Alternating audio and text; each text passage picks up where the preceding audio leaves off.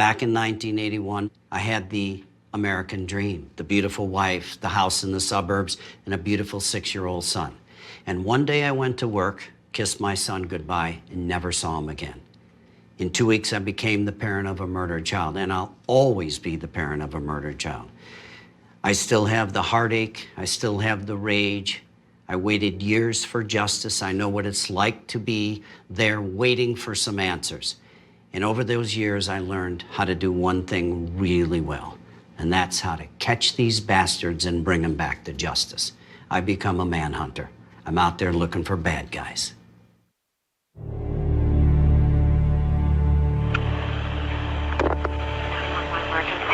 Yes.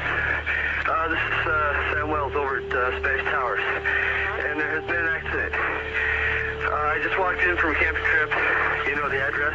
What is it? We need the ambulance in a hurry. What kind of an accident? I don't know, ma'am. It looks like my little brother's laying here dead. I don't know what happened. What is your first name? Samuel Wells. Walked in on that. Still have a hard time with it today.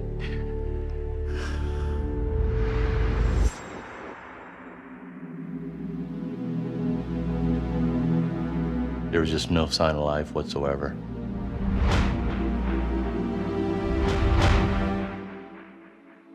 Can I take a time out?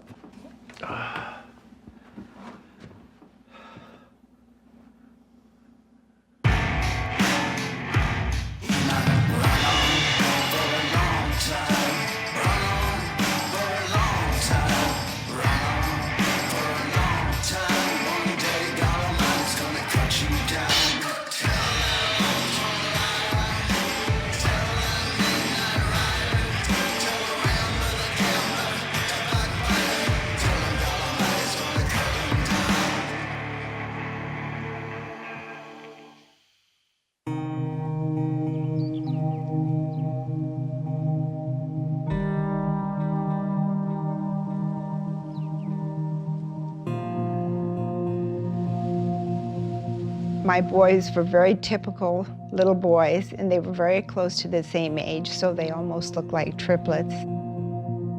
And they were just active, happy little boys. It was a wonderful childhood, absolutely amazing. I had 2 younger brothers, Sid and Sam, and a great dad who loved the outdoors. I mean, Colorado, it doesn't get any better than this. We came from very humble roots. I would say we were lower middle class, but when it came to the richness of love in a family, I think we were at the upper scale. Very, very close family. Sid was fun, outgoing, could be obnoxious at times. Kind of a joking, comic, always kind of a funny attitude. Sid, he's everybody's best friend. Knows no stranger. Very popular in high school, band, good athlete. He was just an amazing guy. Everybody loved him. He was studying journalism and going to the Navy ROTC program there at the University of Colorado as well. Sid was had a girlfriend at the time named Shauna Redford. After a couple, 2 or 3 dates, he calls me up and he goes, "Rob," he goes, "you're not going to believe this, but I just found out I'm dating Robert Redford's daughter." Sid and Shauna had been dating for almost 3 years, and they were just a fun couple to be around, very much in love.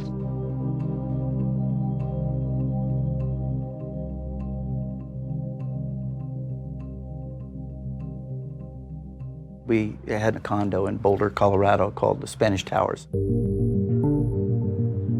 It was great because Sid was going to school there so he could live there all through his college days. Sam moved in the summer of 1983. He needed a roommate, so I filled in for the summer. Got to hang out and get to know Shauna a little bit better, his girlfriend. That summer, we still needed a good candidate for a third roommate.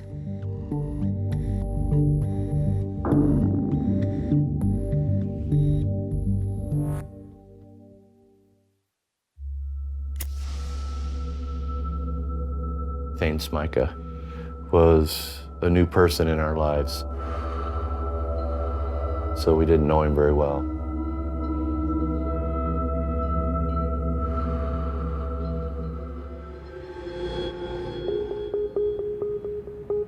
He was from Akron, eastern Colorado, graduated from CSU. You know, he had some things going on for him. Thayne took the main room downstairs, and I had the bedroom upstairs. They felt that he was a good candidate for a roommate. They found after he did move in that he was not very sociable, and I think he was having trouble coming up with the rent money.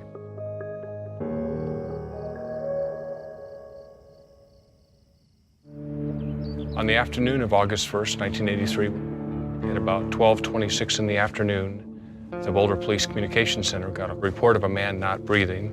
It looks like the little brother's laying here dead. I don't know what happened. His head was Breathing like, at all? No. To be the horribly unlucky person to find a loved one murdered is a scene or a snapshot that you'll never be able to forget.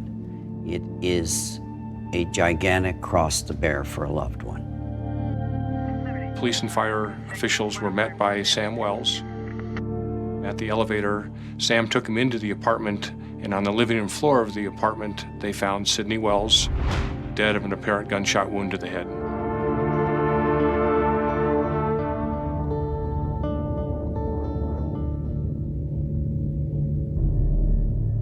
Shauna Redford just had seen Sid a couple hours before. He was alive and well, and then to come back and find out that he had been killed. You have absolutely horrific news. At 4 o'clock, my boss called me to the front of the store and said that there was someone that needed to see me. It was a police officer from Boulder. You're not prepared for anything to happen to your child. You're supposed to nurture those children, and they're your immortality. It's unbearable. You know, I couldn't cry. I couldn't do anything but just stare at him because I couldn't believe what he was saying. That's how our nightmare started.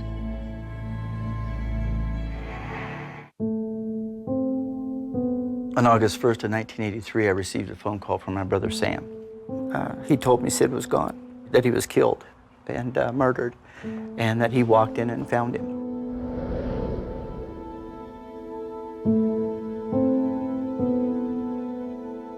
The first thing the police look for in any type of a homicide scene is sign of a forced entry through the door or a window, or a sign of a struggle. And they didn't see any sign that there had been an obvious burglary, robbery, or assault in this apartment. That leads investigators to think that they should be looking from within. They should be looking at roommates or friends or relatives or people who had access to this apartment, people who had access to Sid Wells. In this case, the police started their investigation with Sam Wells. They proceeded to ask me all kinds of questions. Questions like, you know, why would you kill your brother? Why would you do something like that? And they decided it was time to give me what they call a paraffin test to find out whether or not you have fired a weapon. And all they could find was campfire smoke, so that was my saving grace. By mid-afternoon, we determined that Sam Wells was no longer a viable suspect.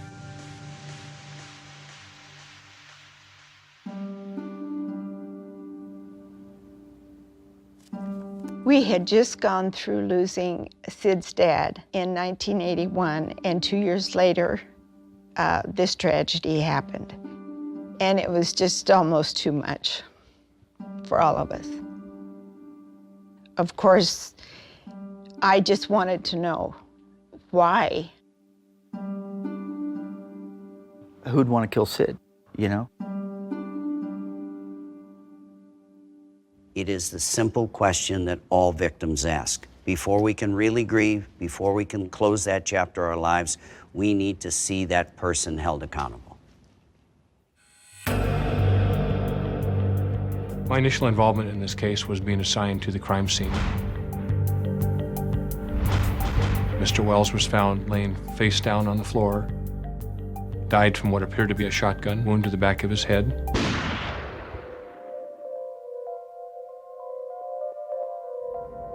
Because it was such a close contact wound, the blast and the gases from the shell being fired all went into the head. There was very little blood splatter, although there was some. Crime scene investigators in 1983 used a substance called luminol to look for the presence of blood at a crime scene. Once the police have sprayed a crime scene with luminol, they will turn off the lights and they'll apply essentially a black light to the area that they've sprayed.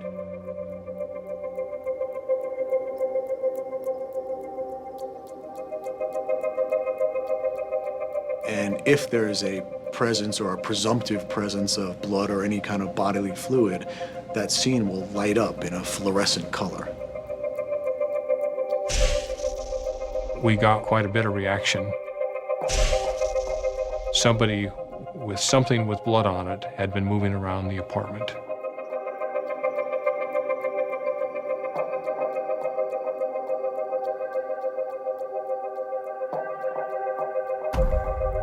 The trail in the apartment went into Thayne Smika's bedroom, and it went into the bathroom.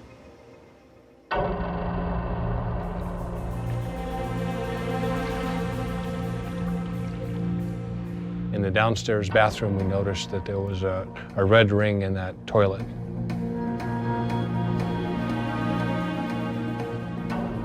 An inference that the police had was that perhaps the shotgun used to murder Sid Wells had been cleaned in that toilet bowl. Interestingly enough, the bathroom on the first floor was Thayne Smika's bathroom. What was most interesting to us was on the coffee table next to where Sid's body was found, we found a note and an envelope. The envelope had the number $300 written on it. August 1st was rent day. Thayne Smika was due to pay Sid $300 that he was going to take to his mother. We didn't find anything in that envelope. The note was a note from Thayne Smika, and it was to Sam and Sid Wells, informing them that he had gone home to his parents' house and he'd be back in a couple of days. What was interesting to the police was that there were a number of small spots of blood found underneath the note that Thayne Smika wrote. It appeared that the note from Thayne to Sid and Sam and the envelope had been placed there after Mr. Wells was shot. Somebody placed that envelope after the murder. After the murder. That puts Thayne Smika as suspect number one. They say from every murder, there's 7 to 10 other people directly affected. Not just family members, but girlfriends, neighbors, friends, and associates. And when Sid was killed, that number had to be in the hundreds. We all want to know the answers to the questions on what happened to my brother. At this point, Thayne Smika was our primary suspect. Friends and acquaintances of Mr. Smika reported him as behaving erratically. They thought that he was using drugs and just kind of going downhill fast. We also interviewed another witness. Jeff Cohen was a friend of Sid's. We learned from Jeff that everybody had been up the night before into the early morning hours of August 1st. He told us that what was supposed to happen that evening or early morning was Thayne was supposed to return some money to Sid, and in addition to paying the rent, was also going to give Sid some additional money and some cocaine. Jeff told us that his friend Sid had been selling small amounts of cocaine in the previous months, and that Sid had suspected that Thayne Smika was stealing cocaine from Sid.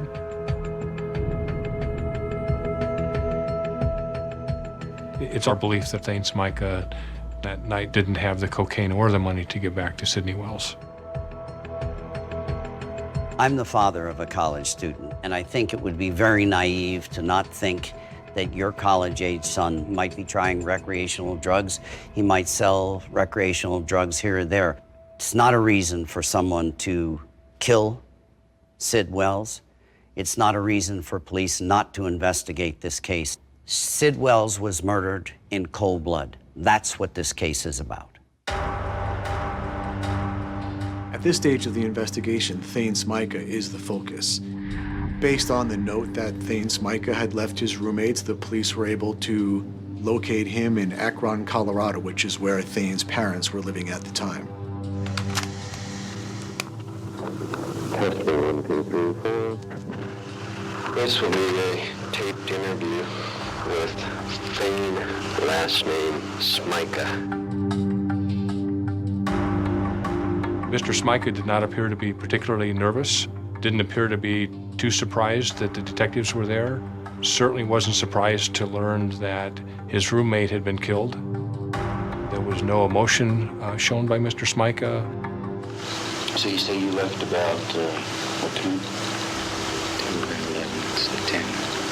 He left the apartment before you did? Yeah. Where should the money coke be? It should be in the apartment.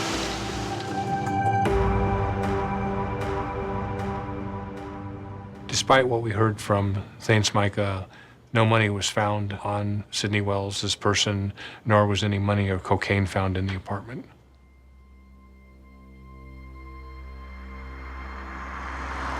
Several days after the murder of Sid Wells, the police drove back to Akron, Colorado to search the house of Thayne Smika's mother. Thayne Smika was not at his mother's house at the time of the search.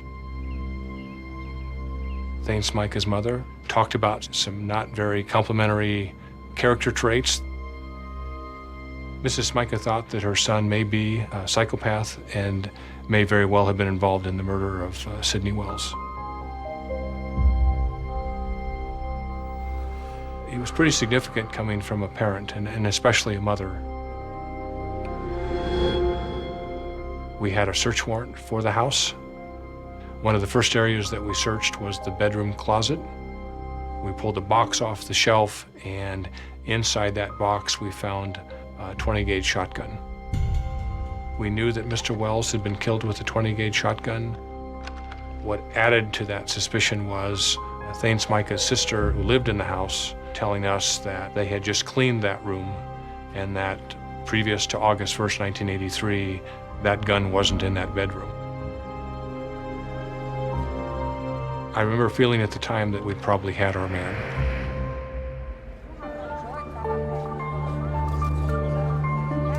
In early October 1983, Thayne Smika was arrested for murder in the first degree. We heard Thayne Smika had been arrested. We were elated, and I thought, got the family settled down, law enforcement did their job. Boom, we're gonna get the rest of the story now and really find out what happened to Sid.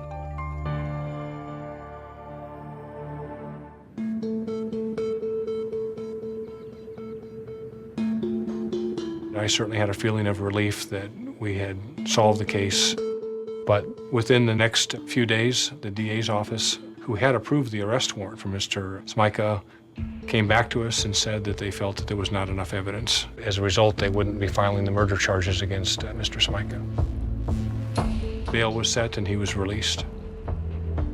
In order to help further the investigation, the Boulder District Attorney's Office convened a grand jury into the murder of Sid Wells. At that time, Thayne Smika is essentially out living in society. At the end of a 2-year grand jury run, no indictment was issued by the grand jury.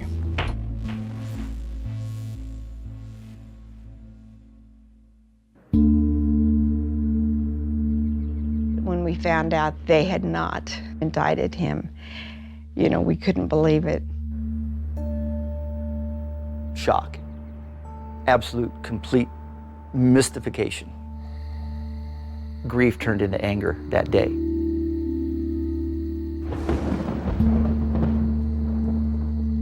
For this grand jury to spend 2 years and look at a mountain of solid evidence and not indict Thayne Smika, something was wrong. A few months after the grand jury, we got some documents back from the Boulder DA's office. I started to go through those, and I came upon an agreement that had been signed by the then DA and the lawyer that was representing Thayne Smika. They agreed in advance that there would be no indictment. This represented to me an abuse of the grand jury system. That's not the way the system was supposed to work. We were left with the pretty empty feeling that, you know, we were never going to get any kind of closure on this.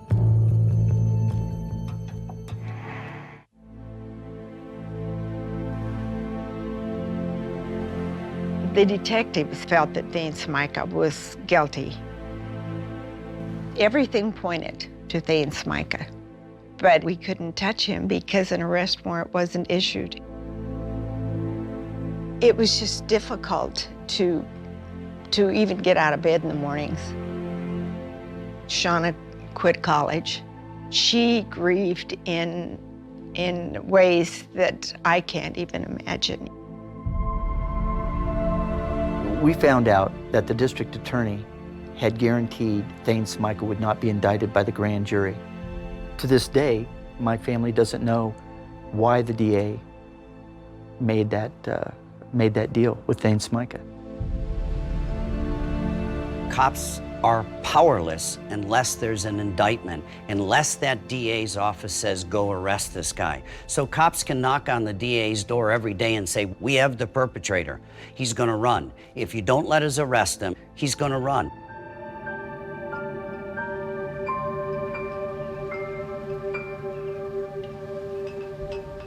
The next thing we hear about Thayne Smika is a few years later, we get a call from the Denver DA's office. What we learned was that Mr. Smika eventually made his way to Denver, that he had gone to work for a construction company as a bookkeeper. He had written unauthorized checks to himself, and that missing money had been discovered, and the Denver DA's office was able to get an arrest warrant for Mr. Smika. Shortly after that arrest warrant was issued, that's pretty much the last we've heard of Thayne Smika. It's 3 years after the murder. Smika has disappeared, but Dave Hayes, caring, determined, dedicated cop, never gives up. Every year, he was bringing more information forward on my brother's case. It could be evidence like the shotgun shells, and taking all of this evidence and reevaluating it, reanalyzing it, and bringing in new technologies, new forensics in to see how that could be applied in this case. And he would go in every year with new evidence to the DAs. We wanted to bring the case to conclusion. No matter how long it took, we were going to stay with it. I started in the Boulder District Attorney's Office in 2009. I started under the new administration with DA Stan Garnett, and sure enough, in the summer of 2009, Dave Hayes showed up on our doorstep with boxes upon boxes upon boxes of the investigative file into the murder of Sid Wells. In December of 2010, 27 years after Sid Wells was murdered, the DA signed off on an arrest warrant accusing Thayne Smika of murder in the first degree. After getting the warrant, we put together a coordinated search, which included sending detectives to every place where there was members of the Smika family or close friends of the Smika family.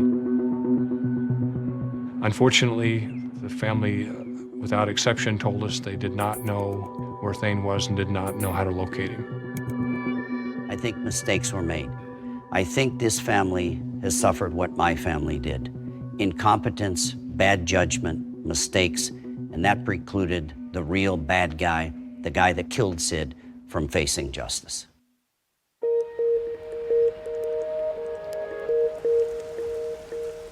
Well, Sid's been gone for 30 years. The things that he's missed out on while Thayne's out there and enjoying his life, such as it is, no justice in that at all.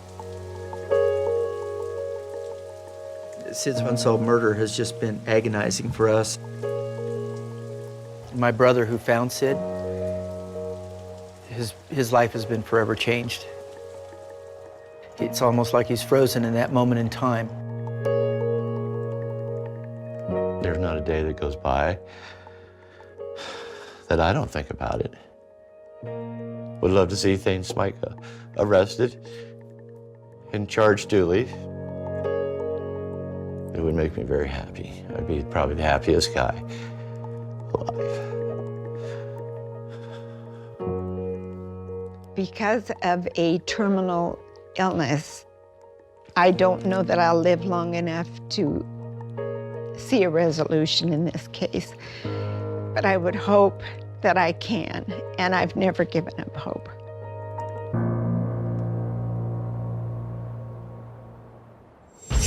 Thayne Smika has brown hair and hazel eyes. He may be working as an accountant or bookkeeper. Unconfirmed sightings have placed him in Southern California and in Mexico. If you've seen Thayne Smika or have any information as to his whereabouts, please go online at cnn.com/thehunt. You can remain anonymous. We'll pass your tip on to the proper authorities, and if requested, we'll not reveal your name.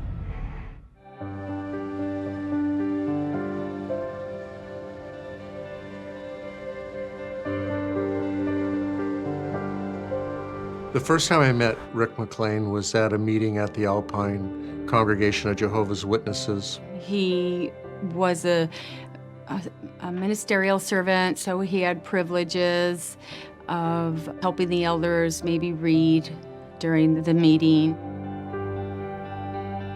I thought he was liked by everybody.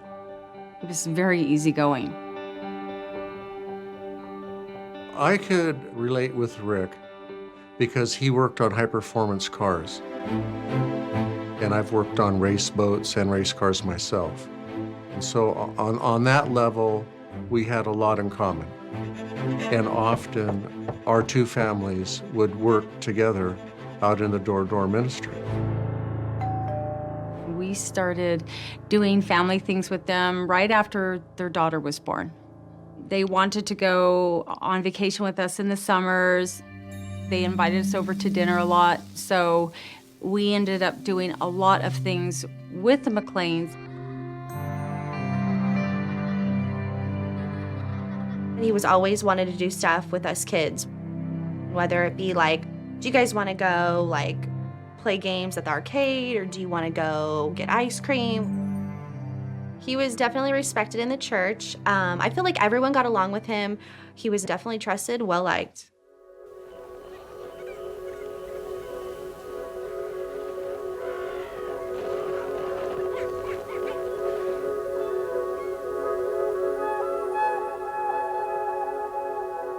I remember when it started, he would always have my brothers and I, do you guys want to come spend the night?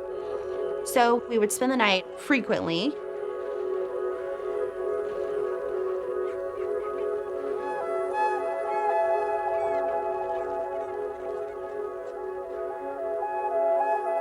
He would want to tell us like stories.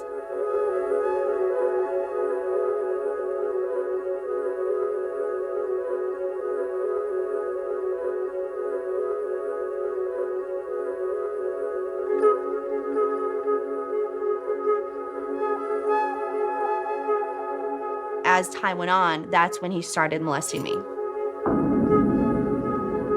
Basically right in front of my brothers, but they didn't even know it. I mean, lights were off and no one knew what was going on.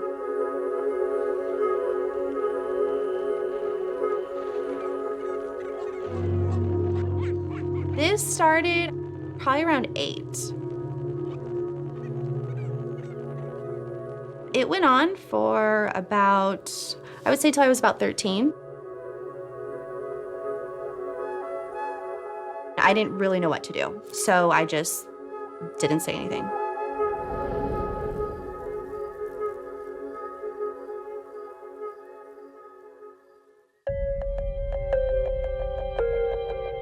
Pedophiles have a compulsion that they can't deal with. They will risk family, fortune, reputation to satisfy that narcissistic desire. The first step in his process would be to gain the trust of the parents of the young girls he intended on victimizing. So he would leverage that fact of how close-knit a Jehovah's Witness community is. He would build on that to get the parents to bring children to him. Finally, in the spring of '04, the first victim confronted him and said point blank, "You molested me." And he admitted to it in front of her, in front of the adults, and in front of his wife. That was the dam busting moment, and the floodgates opened from then.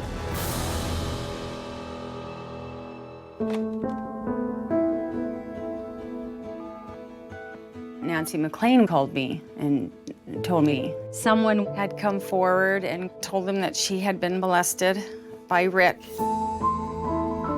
I says, "Oh, don't worry, we love Rick." I actually remember doing that. But then I think I realized it sunk in.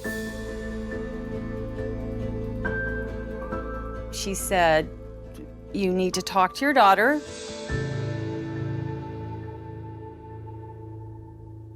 I called her up to my bedroom, and as soon as I said it, I knew that it had happened to her. I could just tell by her face, by the look on her face. So, and then I said, "Did anything happen to you?" And she said, "Yes." And she started crying. It's just something that I just tried to forget about for so long. At that point, I had just like suppressed all of this. Like, you know, you block out so much. We were very angry. Immediately, we wanted Rick caught. Absolute betrayal. I just couldn't imagine anything worse.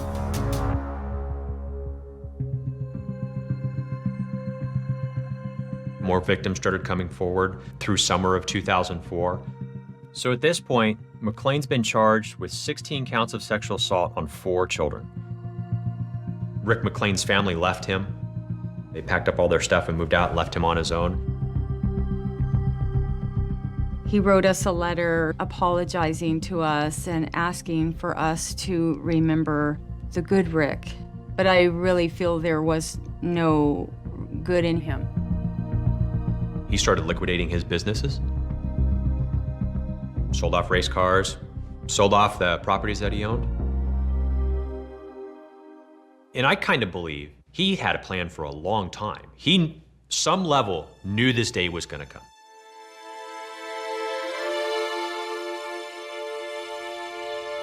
At one point, Rick Mclean called his wife and asked her and the kids to meet him off of a particular off-ramp in southwest Riverside County. They went out there and they met, and he said something along the lines of, "I can't go to prison, so the easiest thing for me to do is just to get out of everybody's life, so I'm gonna disappear, you're never gonna see me again."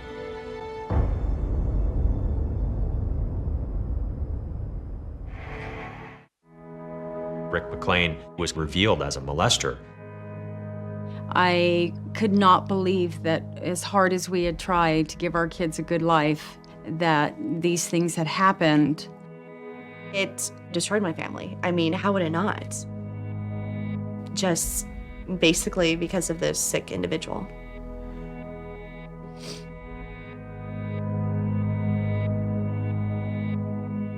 When this young girl confronted him and outed him for the monster that he is, very shortly thereafter, he disappeared. One morning, his father-in-law wakes up. He had dumped his truck in the father-in-law's driveway. Wallet, cell phone, some letters for the family are sitting in the truck. We also found a treasure map.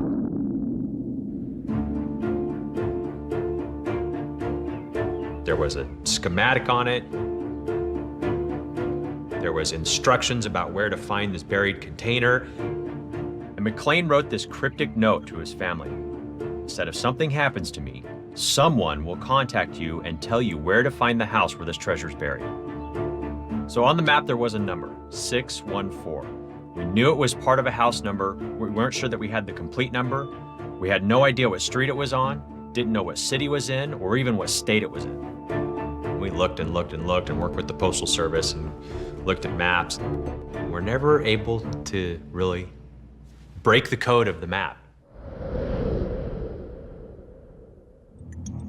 We were analyzing his last business transactions, and we were able to account for everything except for one car.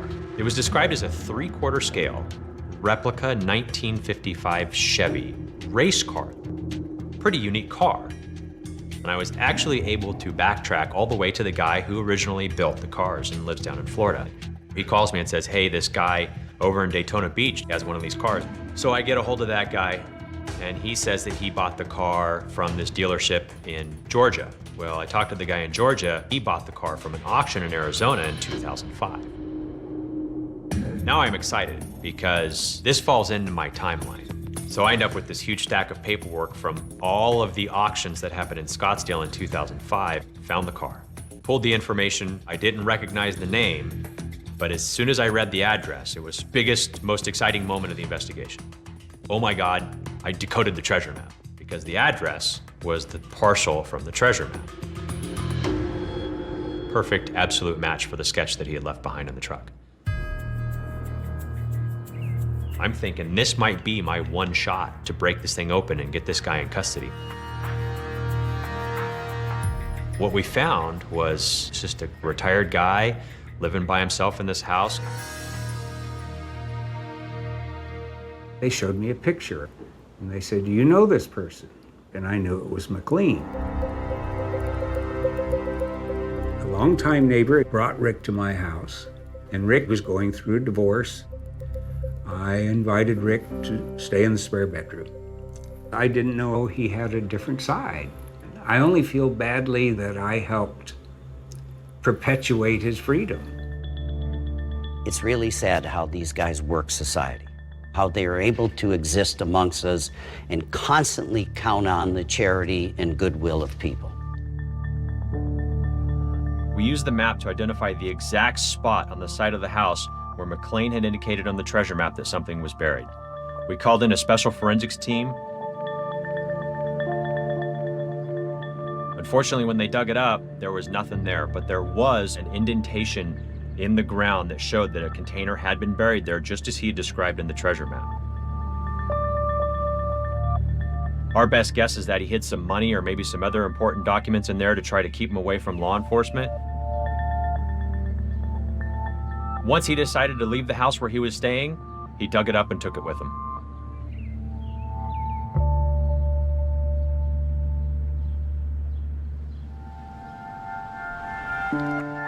The hardest part about this case is that I know after 9 years that this guy is still out there. His use for the Jehovah's Witness Church was his access to victims. There are several other churches and organizations in the country that would take him in, that would give him similar access to victims. What most people don't understand about pedophiles is the depth of their cunning. You have to live in society while you're molesting your best friends, your neighbors, or your relatives' children. They're the vampires of our children that live amongst us. I figured they would find Rick. I didn't think it would be 10 years later. We're still wondering, where is he? Are we gonna find him? We don't even know how many kids he's molested over the last however many years. The best case scenario that could happen is he's caught as soon as possible, trial, life in prison. And prison population has a way of taking care of business. Rick Mcclane enjoys camping and is a fan of traditional country music. He's a night owl. If you've seen Rick Mcclane or have any information as to his whereabouts, please go online at cnn.com/thehunt. You can remain anonymous. We'll pass your tip on to the proper authorities, and if requested, we'll not reveal your name. I don't even have dreams of this. It's like the same recurring dream where he's there and I can't get help, and It would be nice just to find him so he can get what he deserves and go to jail and not hurt any more kids. I'm sure Rick Mcclane is out there. I'm sure that he's got children in his crosshairs. He's not going to stop. He's out there trying to convince you to let him have your children so that he can rape them.